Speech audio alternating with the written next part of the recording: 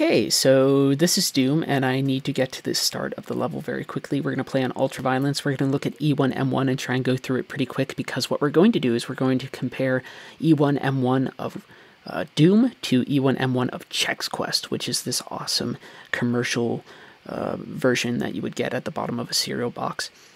So this is the starting area of Doom. I want to talk about the space, but I actually want to make this space relatively safe first. So let's talk about the first encounter that you have in the game on Ultraviolence. Excuse me. You enter this space, you have these two enemies up here. This is sort of easy to understand. There's a certain dynamism to what's going on because of the height, right? You sort of understand that that's an important space. You have these two pillars that obscure anything. Those pillars are important. Our viewpoint here is sort of very deliberately obscured, and we'll talk about why in a second. You go up the space because going up is the thing that you like to do in video games. It's just sort of a natural progression path that we understand. And as we've moved past this space, we actually have enemies that actually exist behind those pillars that we were at before. So now they either come up to try and meet us, or they come out to try and attack us. And the downside to what was going on there, and I took a little bit more damage than I would like, is that when you have this here, like the enemies just pop out and they have just enough space to shoot you, and you have just enough space to maybe eke out and shoot them. But we established something very obvious but important with our first encounter in Doom, and the design of the levels is really also about the encounters with the enemies. It's that we are going to not only have height that's going to come into play, but we're also going to have like these ambush points, right? So it's a very simple concept, like an ambush, right? We all understand what the fuck that is. But the thing that's going on that's important is that the architecture is not just this sort of thing that we navigate, even though navigating it is really, really enjoyable. It's also this thing that the enemies can sort of take advantage of, or at least the designers can take advantage of to mess with us. This is, was that health? I forget what the hell that is. Let's talk about this space that we're in. So this is where you start. The starting view here is awesome. It's got the contrast of the blue and the red right there, so your eye is drawn immediately to the corpse. Even if there was a different color there, it wouldn't be as strong as having the blue and the red, because those two primary colors really make the other one, like the red of the corpse will clash out. If there was like brown carpet there, it would be like, first it would be absolutely ugly, and then also it wouldn't really be as interesting to look at. And so we also have this thing going on with height, where we have the tiles down below us and the ceiling's not very high at all, which makes moving into the center of this space very exciting. I like this space a lot because we have these textures up top, which are these sort of industrial textures of like maybe rusted, like sort of rust and metal, and then they contrast really highly here with the like brick mortar feel at the top. And I liked the way that Doom will do this thing where you will have textures and they will just like bash into each other, but bashing into each other is okay because it sort of creates this sort of visual explosion that really is exciting and fun to look at. So just the clash of the bricks going into the clash of that industrial space is really, really nice. And then let's talk about the starting here for a minute. This is the strongest possible space to start the player in the game, right? So that's for a couple of reasons. I can see immediately the corridor I need to go down, and if I shift just a little bit, I can see that area where I can encounter the enemies. So I'm given the maximum amount of sort of choices in the space, and then I can sort of choose where I want to go. I want to grab this health here just for the hell of it. And also we have this nice sensation of moving from something that's constricted to something that's open, which is very enjoyable. This window here is good for contextualizing the fact that there is space outside of the base that we are in. It also shows us enemies that they can actually attack us from that distance. It shows us where we need to go. It shows us some more of our enemies. And out here you can see that there's some mega armor inside the acid pond out there, which establishes that that's a space that we can travel into, which is really nice. You can see out to the side too, in that corner, you can see some imps that are desperately trying to shoot some fireballs at me, and I always think it's kind of funny, like just the enemies. The imps, I don't really worry about the imps on this level. I worry far more about the guys with shotguns.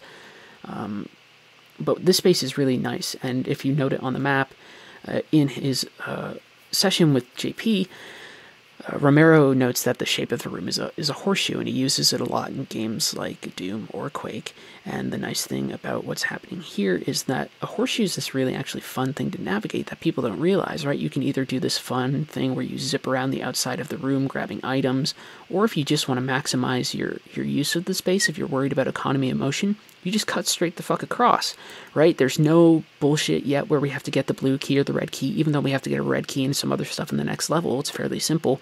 But here, E1M1 doesn't fuck about. You have your choices in front of you. You have multiple ways to navigate the space, and you just cut across, and then you go. And we come to this next room. It's actually going to be full of enemies, so we just want to take them out. And then we get to talk about the space a little more. The important thing to note is that the enemies, you saw one come from the side there. That's another case where the architecture is being used against the player. In a sense that we understand, right? We understand enemies hiding behind doors. We understand enemies hiding behind pillars to sort of attack us, right?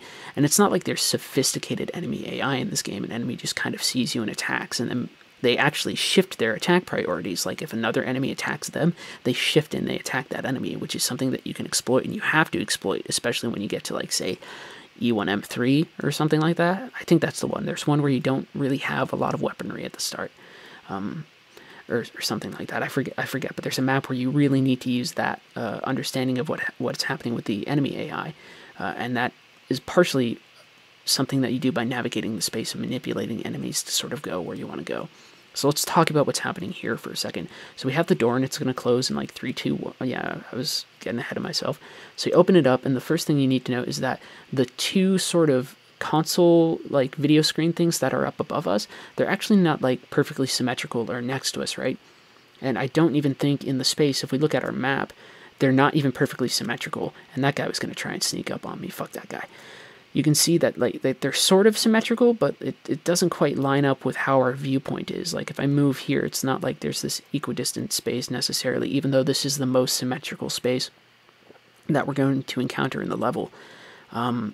We still have the continued strong use of blue and red for contrast, and the texture here gives off, like, the floor before sort of was like carpet, but this is like high-tech, like, fiber webbing of nano doom or whatever the right, like, it's whatever your imagination sort of wants to make it. And you have all of these consoles, which sort of gives it this whole command center feel.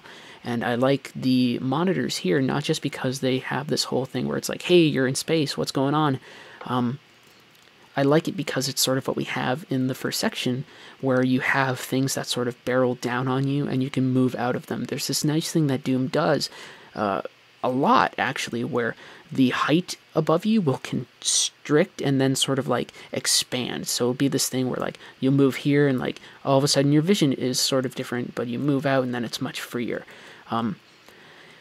The language of Doom is there's sort of there's a couple things going on. There's the texture clashing that creates a very strange but dynamic aesthetic feel. You have the constriction and the expansion of space sort of above you height-wise, and then you have a lot of rooms that require you to sort of duck around cover, but not in like a cover shootery type of way. It's more just like, how am I going to navigate this room? What path am I going to take? If I took this path, maybe I wouldn't have seen that enemy, but that's okay. He would have shot me. I would have turned and shot him. I would have moved right here. This corner is awesome because it obscures our look at the next room, which is actually the thing that we could see from across the way when we were at the start. And it's partially wonderful because it blocks our view of all these enemies. And I'm doing a lot of bobbing and weaving, even though I could really just probably run in here and take like really strong claim over the space. Imps aren't very dangerous, and I'm actually more worried about the guys with the shotgun, because Imps' attacks are these projectiles that I can dodge, while the guys who with shotguns actually have hit scan weapons. But look at what's happening here. It's fucking bizarre, right? You move into the space. This level is called Hangar. You move into the space, and then you have like this jaggedy, crazy acid pit area that no one would ever, like, it would never exist in a real space, right?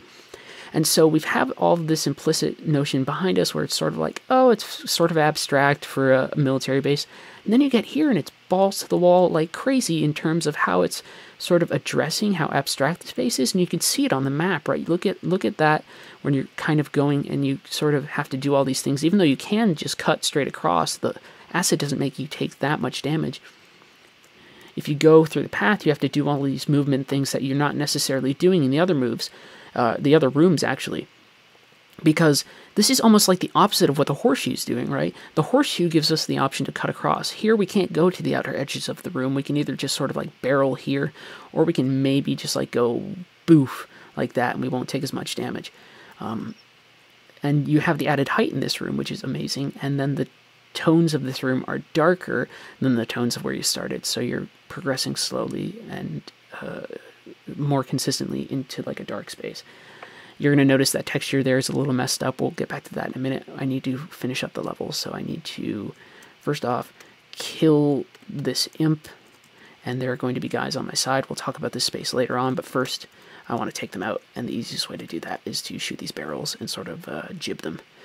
And there's a health pack here, so I'm perfectly fine, although I believe there's actually an imp at the exit. Yep. So we'll get rid of him too. So now we have all this space. We'll come back to here when we talk about the end of the level. Let's talk about secrets. So secrets are these awesome things in Doom where they're just extra parts of the level that you have to find. So here, the language that's set up is that when you find textures and stuff that don't match up, that's generally a secret, right? So here we have the green, it goes into the brown, boom, we open it up, secret. But secrets aren't necessarily these safe things. I run out here and there are enemies ready to shoot me. But you move through here, you come out into the open space again, you can go into the pit and grab the mega armor. And now this space you sort of get to sort of freely move around. You can see movement in Doom. I cannot stress enough how elegant and fast movement in Doom can be. So that's your first secret. The next one is a little stranger.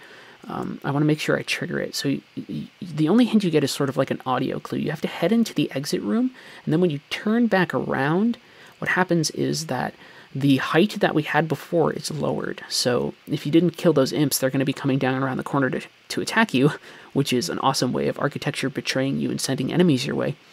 But you also have this thing where what we had before as height now becomes this way to sort of head into a secret space. And you head back here, and if I wasn't playing on ultraviolence, this is where you'd grab your first shotgun.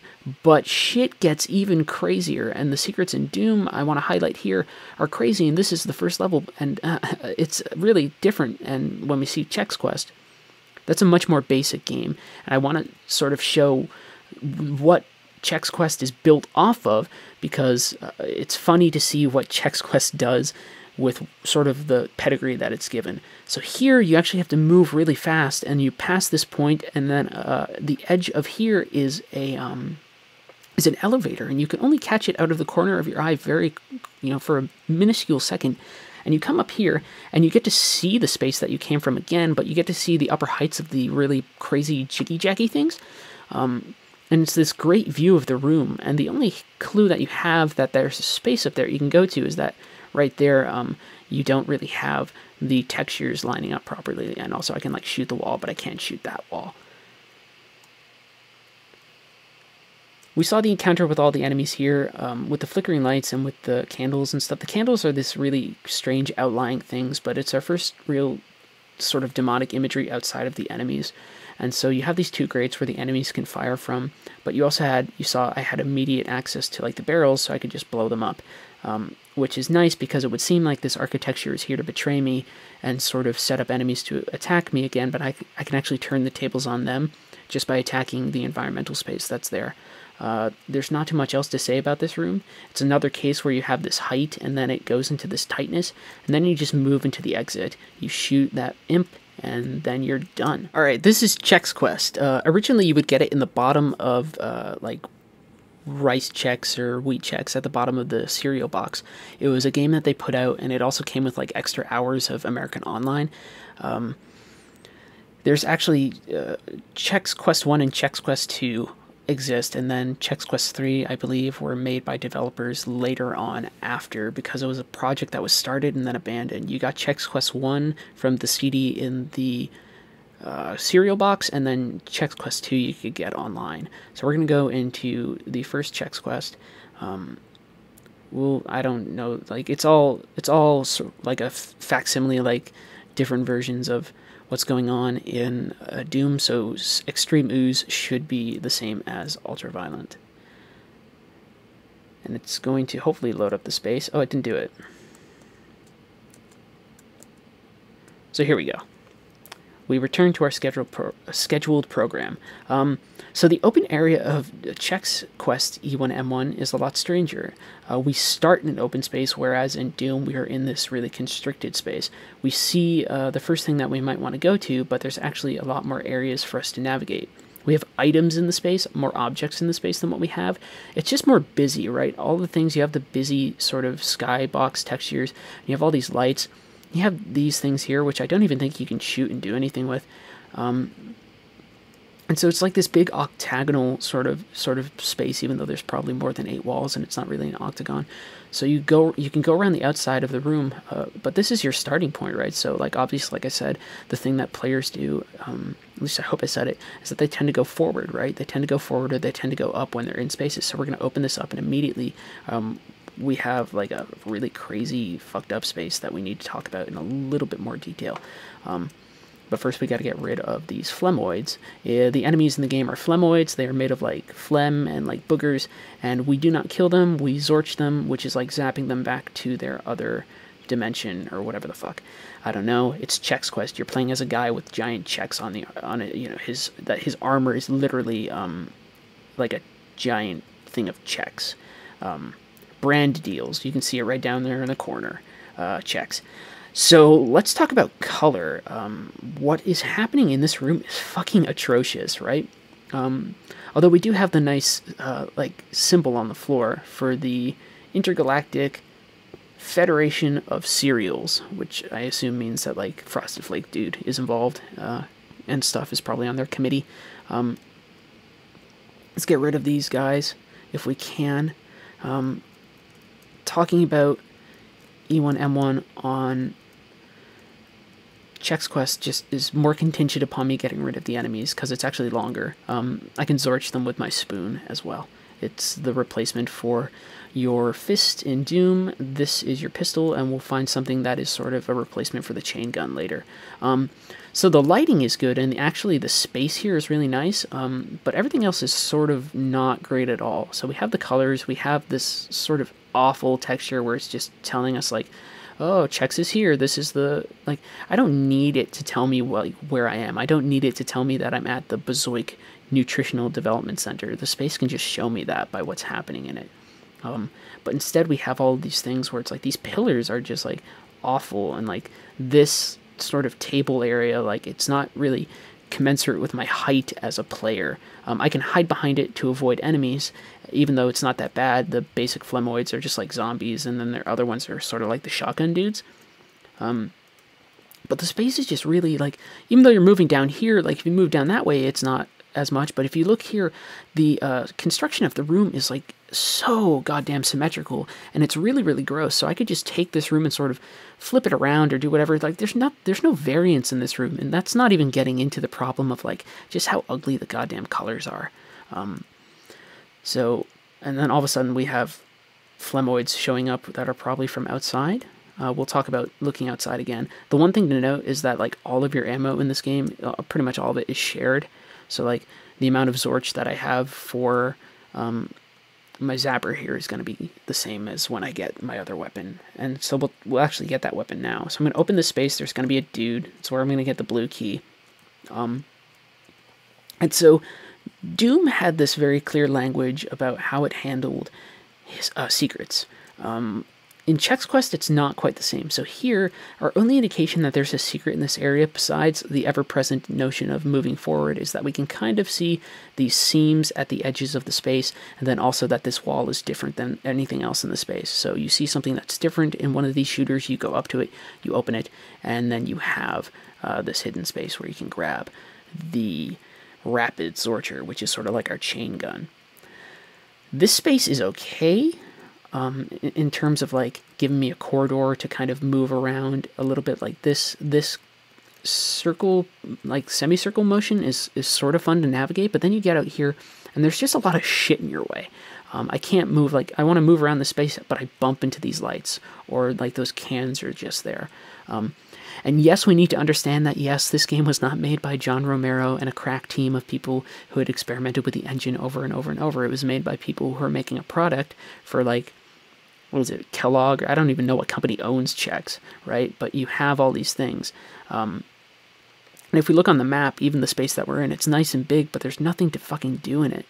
You can open these spaces, which isn't necessarily readily apparent, but even these spaces don't have a lot to them. They're just sort of these empty spaces where we can put another object. There's some enemies that can hide in here, but there's not really much dynamism to the space. But we'll move forward. The entrance here is also a problem too, because you only vaguely, like, if I'm walking straight into the room, I see the space in front of me. We talked about the start of E1M1 in Doom, showing you, like, your options in the space. Here, I move forward, I see one path. I don't even notice this shit over here unless enemies attack me. But I see this path instead. And then the contrast here, like, I don't mind the contrast between the black and the blue, but it's this real strange thing where it's like you can actually see, like, I have a higher ceiling above me, and then I have this, like, partitioned part sort that kind of goes down, and everything just sort of doesn't fit together very elegantly, which is a shame, because this game actually plays fun, because it's, you know, it's just a Doom WAD, or WAD, or however you pronounce it. It's just another take on Doom, albeit one that's made for children, and, like, teaching them about, like, nutritional breakfasts or whatever the hell. And so we again have this big space. And the E1M1 of this game is, first off, I'm getting caught on some of those posts again. It's defined by all this big space where there's, like, nothing to do. Like, I can go through all these doors, but again, we're going to see that it's just like, okay, another one of the ships. And the thing, like, the ship hides some slime repellent, which acts as armor, but it's just like, it's just these spaces. Like, there's not much happening in them. And then you have this, which may or may not be a switch, and you hit it, and that's actually, like, that counts as a secret. And the only thing that makes that secret is the fact that there's this switch on the wall. There's no difference, like, you see up the seams where the texture is up top. Like, there's no, like, clashing of textures to give it away. The only thing we have is, like, items, like spaces that have items attached to them, like textures that are unique, tend to denote secrets. And it's partially because they don't really want to overload whoever's playing this with, like, too much going on, because this is going to kids, like, in cereal boxes. But it's also just like, again, I have this space. I just have all of this goddamn space, and there's not much happening in it. And it's so hard to figure out, not necessarily where you are, but just, like, what fun is navigating this space. And it sounds like I'm being like, really hard on Chex Quest, but you know, I'm not being that hard. I do like that this first level sets up multiple keys quickly, so the only way I get the red key is to have the blue key to get into the area. And I actually like the design of the blue key area. You can see it right there to the right, even though it's not really that complex of a space. When you head in here, it contrasts so much with what else is there, and, like, even this item, like, this is actually a fun item with some animation and things, but there's so much stuff going on. You have, like, phlegm on the wall, and it's just such a brighter, funner space than what we have when we head outside. Like, outside should be this thing in games that, like, you head outside and it sort of enraptures you, right? You want to be caught up in a world. Heading outside in Chex Quest is just, like, really gross, and then heading inside, like, the areas here, can be even grosser. And I don't remember if this is the secret or not. There's one that's hidden behind a picture too, like, it's all very obvious. Although I will say that the guidance here is really nice, so it's like, I'm a kid, I haven't played shooters that much, even though I played Doom when I was younger. So we'll wait for the doors to close. So imagine you got the key, bam, so you move through here, and maybe you cut across to check out that hangar, but there's not much going on in that hangar, right? I just head in here, there's a door, I can go through it, but whatever. That could easily have been the pathway that I came from. But if I head down here, I get to see the red door right away. I have the red key, I go in there, I can immediately do whatever I need to do. Oh yeah, these guys, so these are like the equivalent of imps. They just take a little bit more firepower. I think they shoot stuff at you, I don't remember. So let's just clean out the space. So this space is actually really, really fun. Not just because we have these portraits on the walls and these things that imply sort of some vague history. We still have to deal with the gross color of the space, but we have, like, the phlegm and everything on the side. And then we have our last secret in here, and it's actually one that's conveyed sort of interestingly. So we have these pictures, we have, you know, It's not Captain Crunch, but I'm going to call him Captain Crunch. And we have this bearded troll dude. But then you have this picture here, which is not only separate from the others, but also has like a little bit of goop on it. So you head over there and you're like, oh shit, I'm going to grab this. And you grab the Chex armor, which is just the equivalent of the Mega armor in Doom. And so that's it. Like, it sounds like I'm being really hard on Chex, but you have to understand that, like, let's go back over this and sort of look at the map, right? Like, look at all these spaces. There's so much symmetry here, right? And the problem with symmetry is that symmetry is boring. Unless, like, the space is, like, really well contextualized. Like, we have all these outside spaces that follow the same, like, octagonal patterns. We have, you know, hallways that are just hallways. There's nothing happening in them. We have this space where it's like, okay, we had that, you know, this sort of differentiation, and we had a little bit, like, the differentiation is really in the colors. So the language here that's happening is that, like, contrasts and, like, it isn't as much of a big deal. Like, so in this space, like, if we were in Doom, there would be, like, all sorts of different textures going on here. Here, everything's unified, right? So the design philosophy behind Chex Quest is not just one where you guide the player fairly easily, and I want to say that I think the game does it fine, and I'm probably overanalyzing Chex Quest because it's fucking Chex Quest, but, so, like, your navigation of the space is easily guided. There's an easy sense of conveyance. The spaces aren't that difficult to go through, but they're all very sort of similar. So it's this notion of just sort of get the player where they need to go. Don't sort of have them hassle themselves too much. For an opening level, they just want to get you through it really quickly. We're going to see some more interesting stuff later on when we go to, like, E1M1 even. Then we have our Chex guy getting rid of boogers on his feet. And I found all the stuff, all the things, but it took so long to talk about. So I will put this side by side with E1M1 of Doom, and I don't know, this is really fun. I just wish there was sound. I don't know why there isn't sound playing in the background. You just have to put up with my lovely, lovely dulcet tones for now. Thank you for watching.